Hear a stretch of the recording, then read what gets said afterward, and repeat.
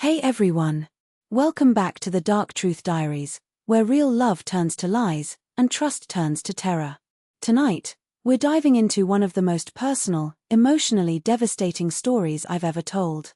A story where family becomes the enemy, where a betrayal runs so deep, it shatters the boundary between love and blood. This is the chilling case of He Cheated with Her Sister, Until the Secret Ended in Blood. Settle in. Turn off the lights. Because this one feels like it could happen to anyone. And that's what makes it terrifying. My name is Marissa, and for the longest time I thought I had the perfect life. I met Ethan in my mid-20s, a charming, soft-spoken nurse with warm eyes and a gentle smile. He was the kind of man people described as safe, stable, the type you marry, not date. We got engaged within a year. Married within 2. We bought a home in a quiet suburb, white fence, small garden, everything I dreamed of. My younger sister, Chloe, visited often. She was the wild one, fiery, impulsive, beautiful, the kind of woman who lit up every room. I thought the three of us were close. A small family built on trust. I had no idea my entire life was about to break. It started small. Ethan was suddenly more secretive, more protective of his phone.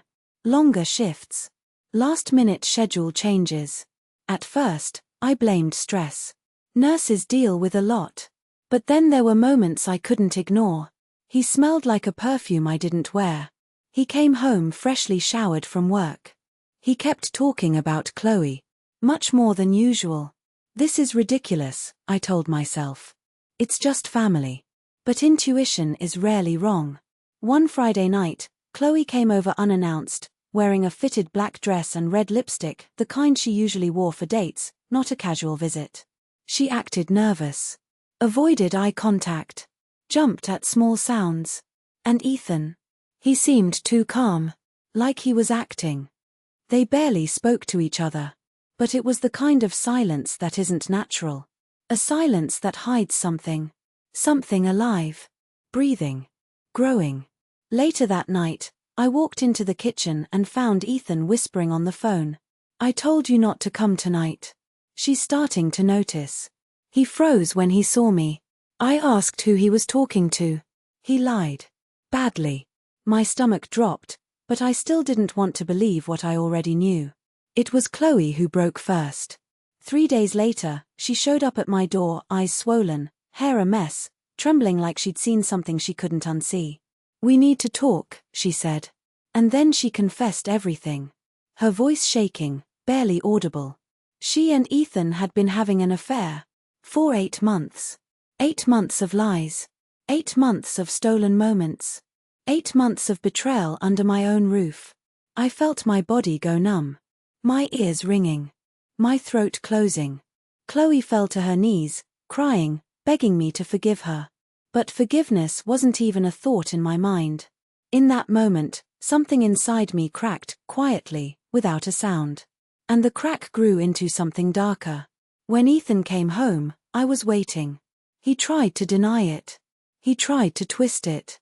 He tried to blame Chloe, saying she seduced him, saying he was vulnerable. But I wasn't listening. I watched him unravel in front of me.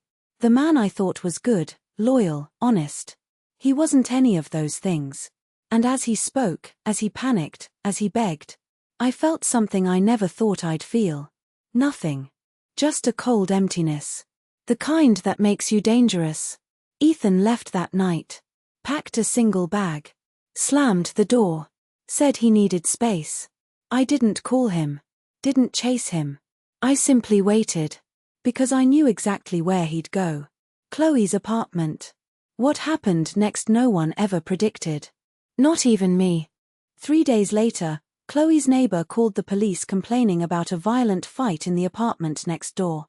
They broke down the door and found blood. Everywhere. A shattered lamp.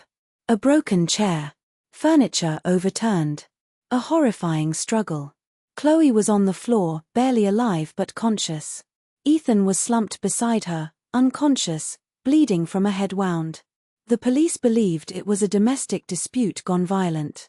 But the truth wasn't that simple. Because Chloe survived. And her confession in the hospital changed the entire case. She said Ethan snapped when she ended things. He attacked her. She fought back. Hit him with a heavy ornament. But the police noticed inconsistencies. The angle of injuries. The pattern of blood. The timing. Their conclusion? Someone else was there. A third person. A third set of fingerprints. A third pair of footprints. A third presence in the apartment. A presence that moved with purpose. A presence that cleaned certain surfaces but left others untouched. A presence they could never identify. Years later, some still whisper it was me. That I followed Ethan to Chloe's place. That I watched. That I waited. That I stepped in when things turned violent. That I delivered the final blow. But no evidence ever linked me to the scene. And I never said a word. Ethan died in the hospital. Chloe recovered, physically. But emotionally, she disappeared from my life.